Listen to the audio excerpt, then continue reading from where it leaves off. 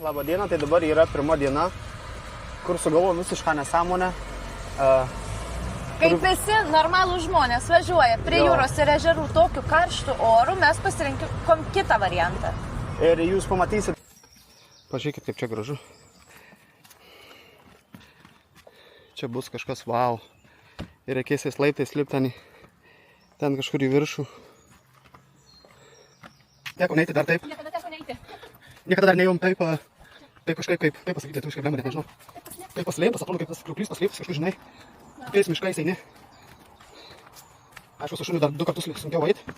Bet vaizdavimą jau matau, Jau matau krioklį ir apačią. Bet žodžiu, kažkas wow. Aišku, sunku eiti, nes labai karšta, troškina labai. Bet bus verta, manau.